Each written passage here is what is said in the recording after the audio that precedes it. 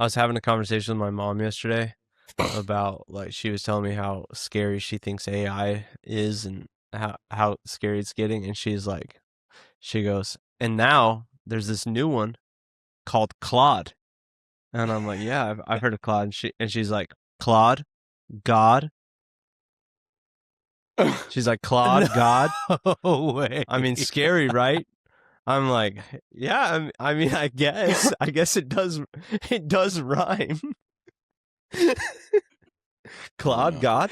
I'm just saying. Oh man. Yeah, that is crazy.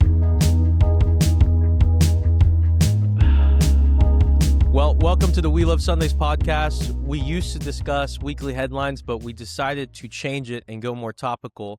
We found that as we were searching for headlines, every headline was negative because clearly negativity sells, and we're not going to be covering everything that's negative. So we're moving to a more topical thing, weekly conversations about anything, really, anything we want, but rooted in faith. And I'm here with my co-hosts today, Alberto and Trent. What up? How are you guys? Doing pretty good. Living the dream, bro. Doing pretty- Living the dream.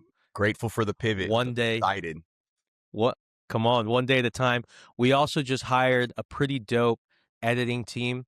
So the clips that are gonna be coming out of this is gonna be pretty fire, dude. I was really excited, and I got it for a good price. So let's hope we're all Instagram famous in a few months. You know, That's the goal of life right now. It's the goal of life. Yeah. It's really the only reason I'm doing this for the clips, honestly. I didn't want to say anything, but I echo that. Dude, being Instagram famous is like being Monopoly rich. Let's just be honest. Gosh. Well, today we're talking about relationships. It's February, and we can talk about dating, marriage, but also I think friendships would be great. Just a few stats as I was preparing for this. According to U.S. Surgeon General, 50% of U.S. adults report experiencing loneliness. Daily loneliness, according to Gallup, 20% of U.S. adults. 18 to 34-year-olds, 30% of them say they're lonely every day or several times a week. And young men felt lonely a lot. That's in quotations from Gallup, a lot. And so I think that there's a crisis. We've all heard the meme of the male loneliness epidemic and how, this will solve it or that will solve it. But I think it brings up a broader question. February, Valentine's Day, beginning of the year, whatever. How do we build relationships? How do we steward relationships, friendships, dating, whatever? Because that's really such an important part of life. I met with someone yesterday, and they were telling me that I need to build more relationships and expand my network because that's really what is going to really move the needle for our company.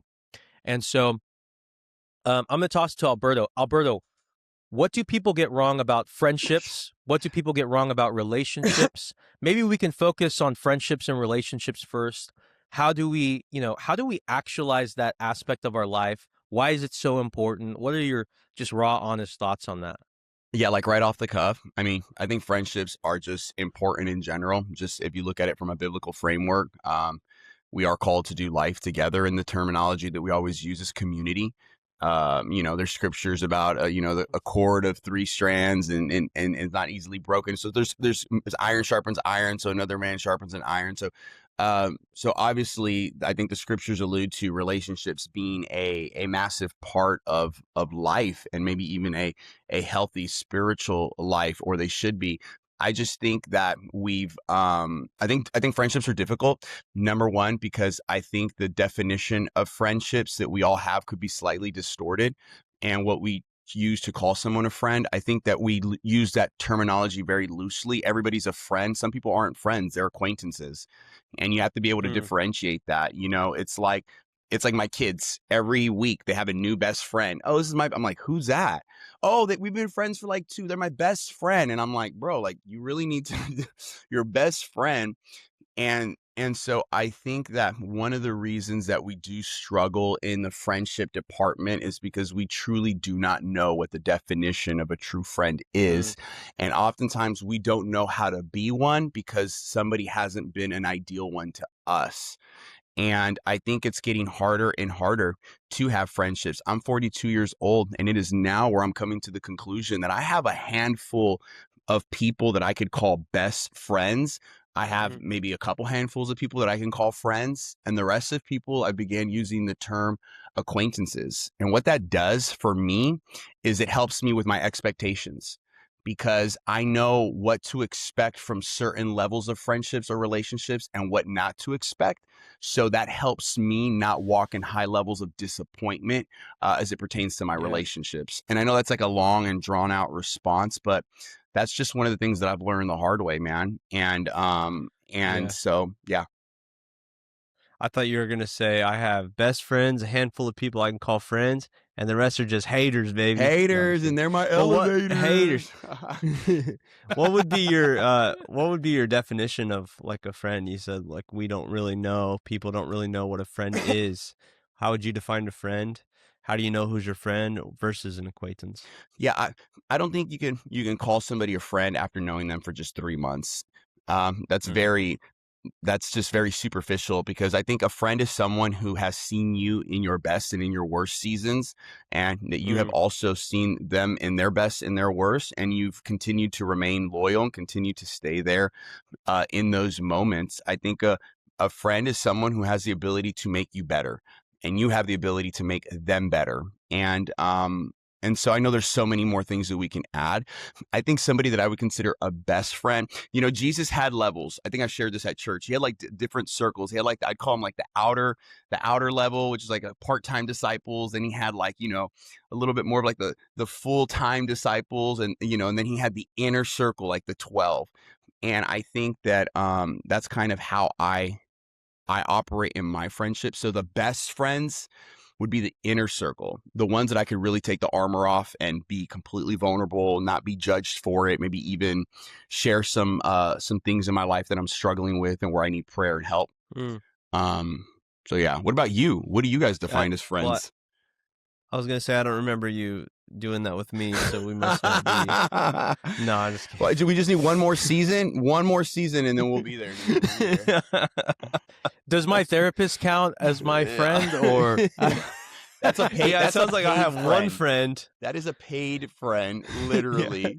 Sounds like I have one friend and his name's Ken, and his office is over off of Truck Street. No. For some reason, he's costing me like 12 grand a year, dude. I don't know what's going on. Yeah. Ah. No, I think that's good. And I think I've personally been uh guilty of that myself where you know, I attach to people. I think I'm personally I'm a pretty trusting guy, so if I like you and we're vibing, you become my best friend pretty quick, especially when I was younger, 19, 20 years old, just to realize that, the relationship is really surface level and it's more about the vibes and the actual relationship and, how are we building each other up and helping each other out. So, yeah, I totally. What about you? I mean, that's good. What about you, Ireel? yeah, I've never really thought about the definition of friends. I'll be honest. I mean, up until this conversation, my definition of a friend would be if I could go to dinner with someone. That makes a lot of sense, though. I think that provides a lot of clarity, especially because like because friendships and relationships are a two-way street. If you have that clarity and you're able to manage that expectation and manage that relationship, then it just provides it saves people from a lot of hurt. Like, I'm sure that you guys have people in your life who thought that you guys were way closer than than Mm, than what you really were, right? And they're like, they have this expectation of what your guys' friendship or relationship was. You have this expectation. You're trying to keep distance, and it's like they end up getting hurt because they thought it was something that it never was, right? yeah. Um, it's like yo, chill, bro. Like, we're not cool like that. You Dude, know? Yeah. hey, no. The, Like, we talked one time. Like, we're not cool like that. the worst is like when you have a friend and like they consider you their best friend. And there's that there's my. that awkward moment when they tell you that, and you just like, yeah, no, I love you, dude. You know, it's like you don't. It's like when someone's dating and they tell you I love you first, but you're not there. You know, and it's like, That's awkward. that's awkward. Or like when someone how do you respond? or like to when that? someone invites you to be a part of their wedding and like you guys aren't even close like that, you're like, oh, That's the best, yeah, man. I think, yeah. It's like, yeah, I'll be there, buddy. Thank you. Yeah, you don't know anything about that, do you? Oh gosh. So, dude, so check this out. So, kind of, crazy thing happened last night that's kind of relevant to this topic is I went and played basketball, and I'm this guy walks in. I'm like, dude, I know this guy, and I was kind of unsure. It's been a little. It's been like 10 years since I've seen this guy. I was kind of unsure if it was who I thought it was. But it ended up being him, and it was this guy that I used to like. I was telling Natalie, there was a season of my life for like 6 months where this guy was like my ride or die. We went everywhere together. We hung out every day. I took him to church. Like everything. And yesterday, as I went up and I was like, dude, what the heck, bro? Like, how are you? I realized in that moment. And this was a guy, like I'm telling you, we were inseparable for, forever, for like 6 months. And then I went up to him. I'm like, dude, how are you, bro? And in that moment, I'm like, I know nothing about this guy. I literally know nothing. He was like, yeah, dude, I got a kid now. I'm like, are you married? Like, what do you do for work? What did you do back then? What are you good? Like, the only thing I knew for a fact he was good at, and edit this out, but was smoking weed. I knew he was good at that. Well, now my next question I is, was like, dude, what was your common ground that you guys were connected for 6 months? Like, no, it's common grounds. Grounds. No. But yeah, dude, it was just kind of a crazy, just like perspective of like, wow, I thought this dude was like my dog back in the day, and we've never kept in touch. I've never talked to him one time in the last 10 years, and then I see him. I don't even know what to ask him about. I don't even know, like, I know nothing about this guy, and I don't think I ever did. It was just like, and that was when I was 20, 21 years old, and I think especially for, the older you get, the more clarity you have on relationships, and you're a little bit more selective with who you invite in, and who you're vulnerable with, and who you share and do life with. But like when you're 20, 21 years old, it's just like, it's like a game of acceptance. I'll allow anyone in who will accept me, and hang out with me, and so I think that's what it Totally was. But agree. I just thought, kind of crazy. Totally agree. And I remember, like, I loved having people around. I think it was just part of the culture growing up. Alberto, obviously, I think that there's a lot of similarities in culture between Filipinos and Cubans. My parents are first generation immigrants. And all their whites. friends were first generation immigrants. First generation immigrants. Yeah, sure. For sure, bro. yeah, For sure, Trent. No, he's Argentinian. He's wanted to be a Argentinian. part- We totally knew. I We knew. I'm only friends with you guys because I feel like you're accepting me, so I'm like, I just want to be in that, Yeah, you can get the pass. Yeah, I mean, you would do karaoke at a Filipino party and eat the lechon. Oh, I totally 100%. would. Yeah. Yeah. No, I eat enchiladas. Let's go. You can be the resident white guy at the Filipino There's party. always There's one. always one. and they're always dating the Asian chick. Oh, that is so true. And they typically wear glasses, so you would fit in, dude. Seriously. Oh, not anymore. What was I even About saying? cultures and But yeah, I think, to echo what Trent said, as I've gotten older, and really what you said, Alberto, as I've gotten older, a lot of that clarity in terms of what I'm looking for friends and what constitutes a friend has naturally, organically happened. I remember back in college, anyone and everyone who's down to hang out, yo, come over, come to the spot, we're gonna kick it. It's like 10 p.m. Anyone, I could have met this guy like off the street. It's like, yo, come over. And that's great, and that's powerful, and that has that has, like gathering people has its own, strengths, but also has its weaknesses. And in my life, I know that I know that I know in the most painful seasons of my life is because I let people too close that should have never Mm. had that access. Oh Never, wow. never had that access. And Yeah. it was almost like this, what do Christians call it? Like missionary dating. I would have these friendships where it's like, hey, I'm gonna bring them in super close, you know, I'm gonna change them. They're gonna see my life and how I live my life and how I follow God, and they're just gonna, they're just gonna be completely changed by me. And it never ended up happening. And I was the one who got burned, and I was the one who now has to pay for therapy. No, but but what do you guys think about that? Like, there's an aspect to our faith where we need to be gatherers. We need to say, hey, look, come and see what has worked in my life. Like, look at Jesus, look at what he's done in my life. Follow me as I follow Christ. But there also needs to be boundaries for Yeah. people. And I think it's a Mm. tension to manage, right? Alberto, as a pastor, I'm sure that, you've counseled and pastored people in this moment. How do people know how to manage, or what do you tell people when they're trying to manage that? Or, maybe when they're fresh in their faith versus more established in their faith? How do you tell people who are processing that? Well, I want to go to this thought of, you I think, you're a believer, and you want kind of like this idea of like, yeah, you want to see people change, you want to bring people on board with you. There's a tension between people, you wanting people to see your life, but then also, am I letting people in too much, or I have in the past? And I think we have to go back to this idea. If we go back to scripture, Jesus was selective in the 12 that he Mm. invited into his circle. And I think in that way, we all have to be very selective as to who we invite into our circle, especially if they're in different categories or stages of their faith journey, because we have spouses, we have children, there's all of these other elements as well. And then the relationships that we invite into our world also affect our family's world. And so you have to be selective, I think. And I think there's a danger with it's a good thing, but then there's also a danger and I'm just going to put all three of us in a particular category, because I think all three of us, in a way, we're very personable, we're very outgoing, we include people, we're able to just gather people. I think those are strengths, but what happens is that we also reach a limit, and we hit a capacity.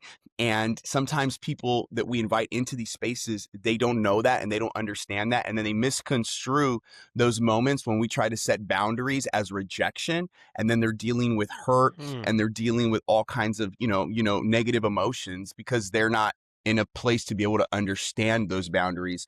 So I've come to understand, and now more than ever, that I have to be very careful that my charisma, that my desire to invite people into spaces doesn't get misconstrued for, hey, we're going to be best of friends, or we're going to just do life every day together. Because then what happens is that I set them up for disappointment.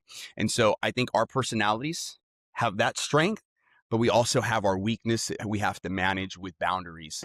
And sometimes people think, oh, Yeah. you suckered me into this. No, it's like, I truly love you. I truly want you to be a part of this, but hey, like, I have to have boundaries too. Like, I have to have my Yeah. limitations. And so, I don't Totally. know if that answered the question you asked. Just when you were talking, that's just something that I thought about. It Yeah. did. Yeah. I was even thinking too about. I think that's good boundaries, and you mentioned kind of like the emotional aspects, and I'm thinking about like you know how if there's that, like, it becomes kind of exhausting and tiring for you as an individual to invite those people in. And I'm thinking about like the stat that you brought up at the beginning, where it's like, what percentage of people are lonely and, feel loneliness on a daily, weekly basis. And I think that, a lot of times people assume that the remedy for loneliness is inviting as many people in or hanging out around as many people as they possibly can. But I think that in reality, the key to loneliness sometimes is found not in hanging out with 20, 25 people at a time, but, finding those one or Yeah. two people that you can truly be vulnerable and be yourself around. And I think that what's been the determining factor if an individual is that person in my life is if when I hang out with that person, I feel rested after Mm. rather than drained after. Because, it's like, how much am I putting into this relationship? How much, and we all know the difference of like when I'm talking to someone, whether that's and don't get me wrong, this isn't a indicator of how much I love someone. Like I love these people that I'm talking to, but sometimes you are like trying to carry the conversation, or you're trying to make them feel included, and you're introducing them to other people, trying to like get them, involved into other, conversations and things like that. And you're putting so much of yourself out there to make sure that person is cared for and taken care of, that you are just completely exhausting yourself in that moment. Versus like when I'm hanging out with you guys, when I'm hanging out with Ireal, we're just ourselves. And like, I think a really good marker of a great friendship is the ability to be with each other and be silent. Yeah. Right? Like, dude, me and Ireal can hang out for hours and just not talk. Yeah. On the golf course or whatever. It's like we don't need to fill that space because it's not awkward. We're comfortable around each other. We're rested around each other. That's real. That's That's real. awesome. And Sorry. and I love those perspectives. No, you're good. And look, so how should people make friends? Right? So going back to the loneliness thing, 50% of people in the US experience loneliness. Maybe they're that person who wants to be included. Maybe they want to have more friendships, have more relationships, find those close friendships.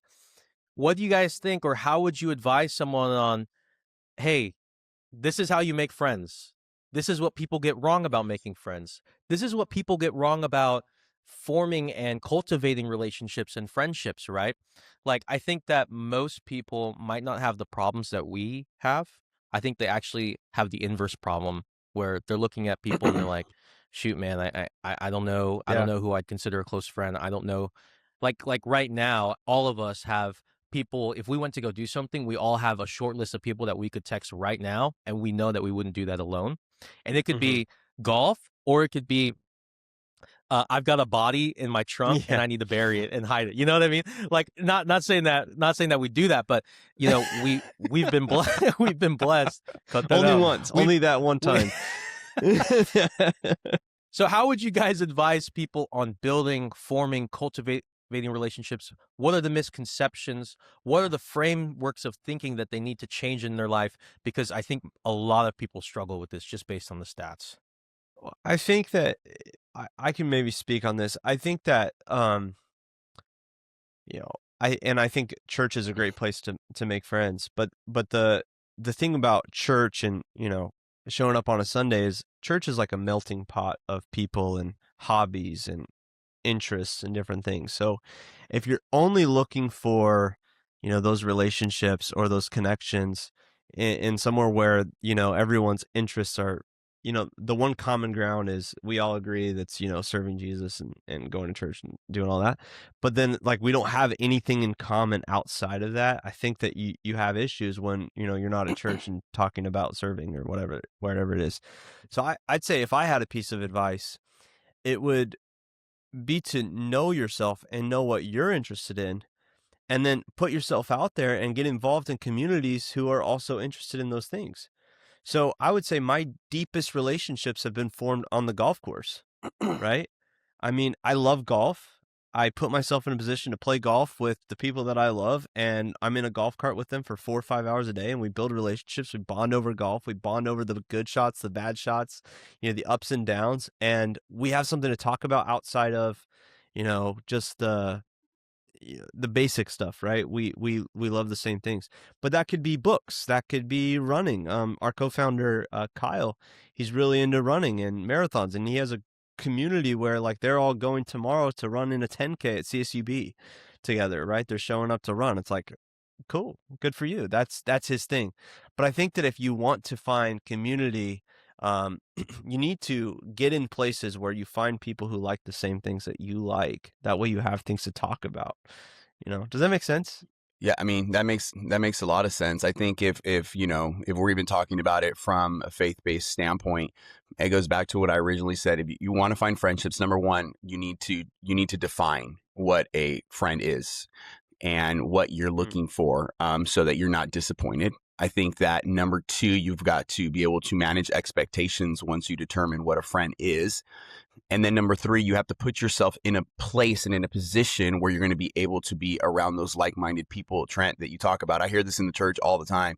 Nobody talked to me. And I'm like, well, that's probably not true, because the welcome team probably said hi to you 57 times the minute you walk through the doors of the church. But what if you mean is that nobody came up to you and invited you to lunch on your first 2 Sundays here and asked if you would come and be in their wedding? That's not going to happen. You literally have to put yourself in a position and in a place of vulnerability, because one of the aspects of friendship is vulnerability. So if you are reluctant or unwilling to put yourself into an environment where you can possibly cultivate a friendship, then it's never going to come to you. We have this expectation that it's just going to be primed, delivered overnight to our house of friendship. It doesn't work that way. I think, Trent, you said serving. Let's just say at a church, the best way to get connected is serving. You know how many people don't serve in a church? 80-some% of people probably don't serve at church, which probably means that that margin doesn't have community outside of Sunday with each other. The second thing is, if your church offers a group of some sort, a connect group, a community group, a lifestyle group, do what you got to do to get in. And here's the thing: if it doesn't click on the first group or the first thing, like, that doesn't mean it's over for you. Keep trying until you can land on a space. And it takes time, because I think friendships take time. It's not going to happen overnight. And so I think those are a few things that you can do. And I think lastly, as you have talked about the expectations and figuring out what friendships are, remember that there's different levels and layers of friendships. And so that'll also, I think, help manage your expectations as it pertains to that. And a lot of people are lonely, dude. I'm a pastor. I can tell you 3 conversations that I've had this week, or somebody that I know on our team has had this week, with 3 different generations, 20s, 30s, and 50s. And the common denominator is, I'm lonely. And so it is something that is definitely true, and people are feeling the weight of.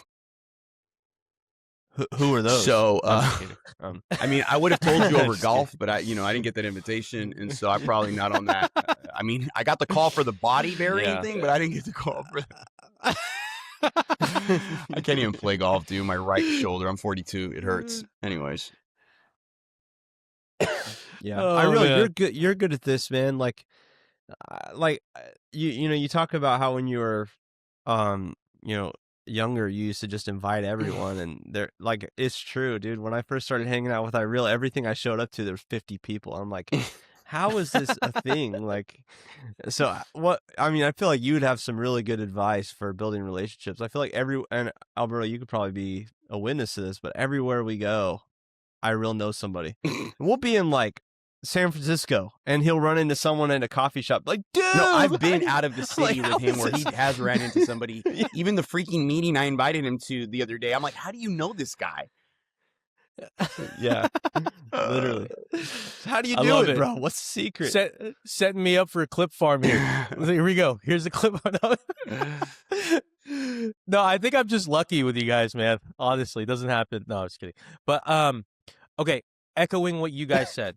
Here's what people get wrong about relationships and friendships.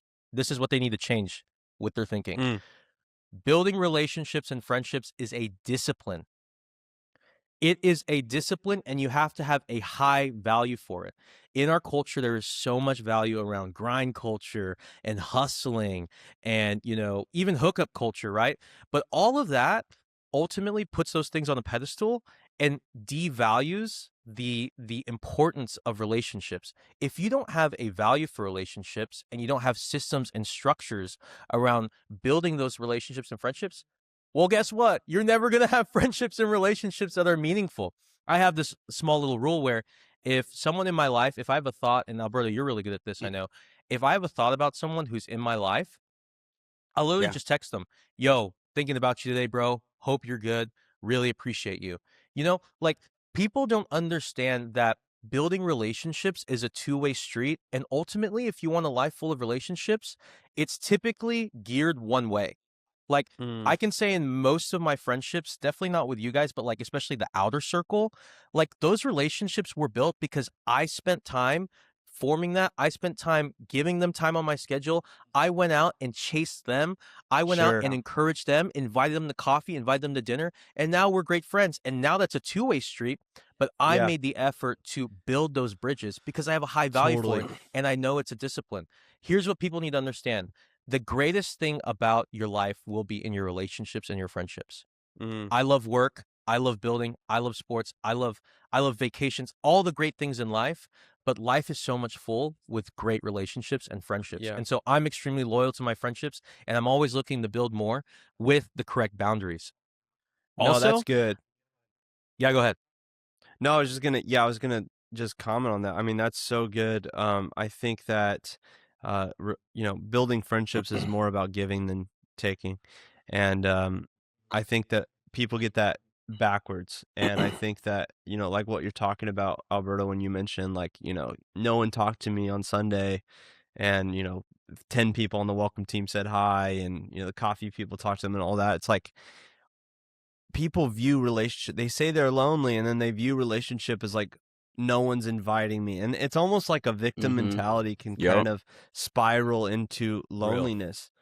Versus like I feel like, yeah, relationships are more about what can I offer this person, how can I foster and steward this relationship. I totally agree. And what I've observed with Ireal is Ireal skips all of the formalities.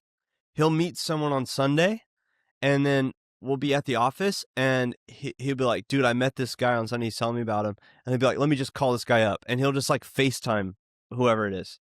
And it's like, it goes from like 0 to 100. And look, what happens on the other end of that is I don't have, the science behind this, but what happens on the other end is I'm sure there's something psychological that happens that, allows that person to kind of skip those steps as well, to where they don't have to feel awkward around Ireal. And then that's what happens is 9 times out of 10, 8 times out of 10, when Ireal runs into someone out and about, they come up to him. That's what I've observed as well. Right? It's not, it's like, dude, Ireal, it's so good to see you. And I've always admired that. I'm like, man, how does he achieve that? And what I've noticed as I've observed is just that, dude, you're able to kind of just like, how do I get it to the place where, if the friendship's here and we meet and we're here, how do we get it to here as quickly as possible? And I think you do it by just skipping all the formalities, dude. Just when you think of someone, FaceTime them. Call them instead of, waiting till the next time you see them and bring it up and try to remember what you were thinking about. And that's what I've the trap I fall into a lot is just like, we'll talk about it when we talk about it, rather than, like you said, when you think about it, text them. When you think about it, call them. 100%. 100%. Yeah, I think also people need to understand that you need to have confidence in yourself in order to build friends. Maybe you guys can speak to that. Like people are dying from lack of encouragement. Like I think that you can build a lot of friends if you're just really good at encouraging people. Genuinely. And you're not looking to be encouraged yourself from that friend. And maybe that's a little bit of a sticky two-way street, because then that's how people get really attached to you, and that's how they're like, oh my God, you're my best friend. I'm like, bro, I was just telling you your sweater looked dope. Like, we're good. You know what I mean? You give them 10 seconds of affection, and they're just like, bro. Yeah, I think that really quick, what you just said is also something that we really need to take into consideration, especially people who are extremely outgoing, because a kind gesture from you or from us or from me, that is just who we are and what we do. To somebody who is deeply insecure or hurting, could view that as an invitation to a deeper call in relationship or friendship. And then what ends up happening is you were just trying to be nice, you were being yourself. And then what happens later on is that person, instead of viewing your heart and, why you connected with them, then they are now hurt because they feel like, I'm going to use this term, you led them on. And I've also discovered that. And so because of that, even especially, I don't know if this is going to sound bad. If it is, I don't know, just cancel me, but I wouldn't be the first. As a pastor, that's also something that's very real. And I don't want anybody to ever be led on to think that I'm just trying to, woo them into of whatever, thinking I'm a certain way. My motive is always pure. But I've also I heard my wife say this today. She's like, the healthier you become as an individual, the more of a jerk you will seem to other people. And with that, Wow. because you start knowing your boundaries, you start knowing limitations, you start being able to discern other things. And so I have learned now at this age that that I have to be careful how I steward that gift, that I have to be discerning on how I approach certain kinds of people, because I don't want people's feelings to get hurt before this thing ever even got started. Does that make sense? And I'm gonna be real, Totally. as your guys' And pastor, I've seen it with YouTube. I can just speak on this. You guys are very, very outgoing. You guys are very friendly people. I don't think you guys have ever known a stranger, both of you. And people want to be around you guys. People can get mad because I said that, but I think it's a gift that you guys have. And I think you guys are stewarding it well.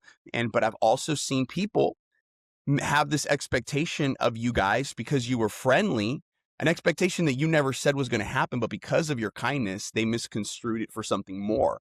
Does that make sense? Now we're getting into Ken no, totally. status. And so I Yeah. we're getting into the depth psychologically here, you know what I mean? And so Well, I mean, to be fair, Alberto, we do have a podcast, so I can see why people would want to hang out with us a lot. So, oh my gosh. but I would, so I don't know if we're still going to talk about relationships. It's kind of funny. The opener to this conversation was like, it's Valentine's Day. And then we just talked about friends for 40 minutes. But, I would say for friends, the same thing applies for friends that applies to like, seeking a relationship with a significant other. I think that the more desperate you are to achieve a relationship with someone, the less likely it is to happen. Mm. And because, it's felt, right? So, in high school, I was the king of, getting friend zoned, right?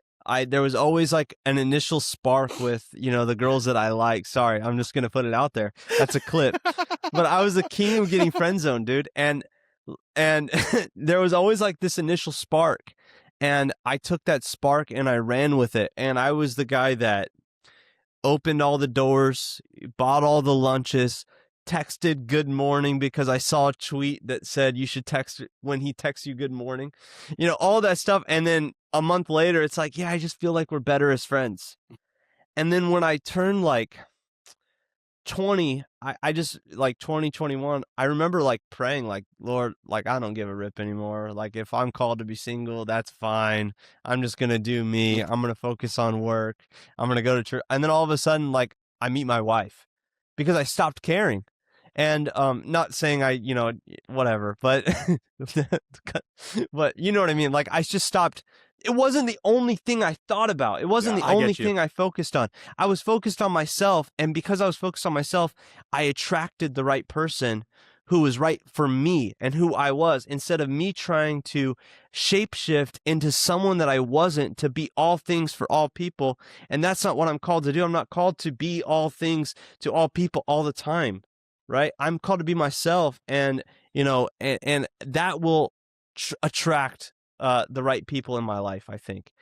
So like friendships are the same way. It's like, dude, if you are only focused about like, dude, I thought they were my friend, and it's all this drama all the time. It's like, dude, no one wants to be around you. I'm sorry. There will be signs. There will be signs. You can't even be friend zoned when we're talking about friends. It's just like acquaintance zoned, Well, to echo both of your points, what you guys say, it's almost impossible to have healthy, deep, strong relationships and friendships if you're insecure. Why? Because I believe that the number one killer of friendships is Well, you become possessiveness. codependent. Yeah, 100%. And it's like, oh, this is my friend. And when they do anything outside of like us hanging out, or they make more friends, and you get like possessive and codependent and insecure, it's like, dude, nobody wants to be around that. Nobody wants to be around that. And Alberto, in the church context, I feel like a huge reason why we've grown and why there are so many, like-minded people is because obviously your and Ashley's DNA are so warm. You guys are super authentic, friendly. You guys gather people, and it's always so great to be around you guys. And so it's been a huge strength of ours. Like, authenticity is a value, but also there have been people who struggle with codependence, insecurity, and boundaries who would be like, oh, the collective's not for me. They're not real about it, blah, blah, blah. It's like, no, you need to go to therapy and you need to read your Bible and pray to freaking cast out that insecurity, because we've tried with you, and you've got problems. You know what I mean? we can cut this out. We can cut this out. But you got problems, like, straight up. Like, I don't have any other problems with these people except you. You know what I mean? Like, you need to go up to the altar and get delivered right now. Yeah. Well, you can say that. I'm not gonna. I'm not gonna say holding it, back right now. say it. That's, Alberto's holding back right now. Yeah. You know, I'll take all the smoke for one you. of the things that I've really learned in this season is pastoring and in friendships, and I got to be honest with you, man. One of the things that I enjoy the most is hanging out with my wife and kids. You know what I mean? And I just think that, to me, that's like the coolest thing, and the thing that I'm going to prioritize the most in the season, because I'm only going to have my kids for a season. And, you know, and so, and we'll never get this back. And so friendships are really cool, but I also view that as a really important thing in my life right now. And I'm more willing to say no to things to say yes to being with my family. And I was going to say that, one of the things that I've also learned, or a tool that I've acquired in my tool belt, is that if I'm going to connect with someone at lunch or coffee that is new, in the back of my mind, I already have someone that I'm going to connect that person to, because I don't want to leave them on a cliffhanger, or quite possibly lead this, I hate to even say this, like make them think this is going to be more than what it is, or we're going to hang out every day or every week. And so I in my gathering have now tried to become a really good connector. Oh, I have coffee with, Pepe, and I think Pepe would be great with Tom. So hey, dude, I want to connect you guys. Hey, here's their numbers in exchange, and boom. Then now they're connecting, they're coming to a connect group, et cetera, et cetera. So it helps with some of that, hopefully not lead to disappointment, but now it's just bringing them into a circle with other people that they can connect to. And so I think that even as guys like us, like you, I think that that'll be a super great tool for you guys to utilize and apply, because people do want to be around you, but you can't be around everyone. So, but there are other people that have time for that. Totally. That makes complete sense. I think we're jumping ahead. I think that maybe part 2, Alberto. I think the people right now are thinking, I don't even know how to make friends. How do I meet a wife? So Bro, setting those boundaries. That's like 3 more podcasts. The dating. You're like, dude, honestly, these days I just want to hang out with my wife. They're like, dude, I haven't even met a girl in 3 years. So, well, let's talk about the root. I just think dating right now is awful, dude. This is gonna sound jacked up. I'm so glad I'm not single right now. Because even being a Christian in dating, I think, is even harder than being an unbeliever. You have so many things now that you have to sort through in ideologies and views and perspectives and so many things. And I don't know. I also got my ear to the streets. And every dude on Instagram has abs. Yeah. It's like I'm keeping my ear to the streets, and I'm also listening to a lot of people at church, and it's the same thing. No matter what age, it's just so hard. Yeah. No. Yeah. Totally. Yeah. Let's that's probably a good place. Then we'll do maybe like hot questions on dating or something next pod. I'll exclusively host, because I didn't date a whole lot. So I'm not even gonna act like I have credibility on this, dude. Straight up. I'm not gonna act like I got credibility on this, dude. No, but seriously, what's the conclusion here? Set boundaries, have clear definitions, right? Set boundaries in your friendships, have clear definitions. Don't be insecure. Don't make friendships an idol. Don't be codependent. Yeah. Can I summarize? FaceTime more people. Hey, we love you guys. Summarize. Don't be insecure. See you next week. Don't be weird. That's a t-shirt, bro. Don't be weird, dude. Yeah. That is. I don't know why I think that's so funny, dude. Oh my God. Yeah, it should be like the t-shirt maybe should be like, don't be insecure, you're weird, or something. Like, I can't, dude. That's hilarious. Like, We're all getting canceled. like only weirdos are insecure. No, I'm just kidding. Disclaimer: we've all been there. That's man. why we're joking about it. There you go. No, I think I'm only joking about it We because all I'm are, dude. insecure. We all if have if I'm being insecurities. honest, so All of us. I'm just letting loose on the pod, dude. When we first started, I was like, "Oh, like how can I package these sound bites?" I don't give a freak anymore, dude. We're not talking about no headlines. We're not talking about, dude. We're going topical. Look, I'm just keeping it a stack. I was listening to Lena listen to some podcasts, dude. She loves it when they're unhinged. It's like I'm just letting this rip. As long as I'm not like offending that many people and the right people, I'm just letting it rip. I do not care. I think we're in the era of unpolished being the new polished. I don't think people care about our textbook responses anymore, our tweetable quotes. They want to know they just want to know what's real. And I think that when we come unhinged, it's unfortunate that we have to say when we become unhinged that we're being real. You know, I think we should always be real to an extent, right? Yeah. And there's certain parameters within that, but people want to hear that, man. In a world full of everything being so fake with AI and all that other stuff, I think it's refreshing for people. And as long as we have the disclaimer that nothing Roberto says is a reflection of Pastor Alberto Bayo, I think we're in a good spot. But is there 100% truth in that? We're just gonna have a disclaimer on the screen at all times. It's like, this is actually Ireel's unhinged. I'm actually an AI model. This doesn't reflect the views of the collective, Pastor Alberto, or Church AI. I'm just an AI model, you know, like we're just projecting now. No, but, all right, well, I know Trent's really rushing us to get off the pod. I'm sure there are great clips from this that will clip farm on Instagram, but I think I don't know, I enjoyed this episode the most. Next week maybe we'll talk about dating. I think we should. I think that's a good thing. Should, but yeah. Yep, let's do it. Don't have sex before marriage. There we go. No, just kidding. And we're out. All right, thank you guys.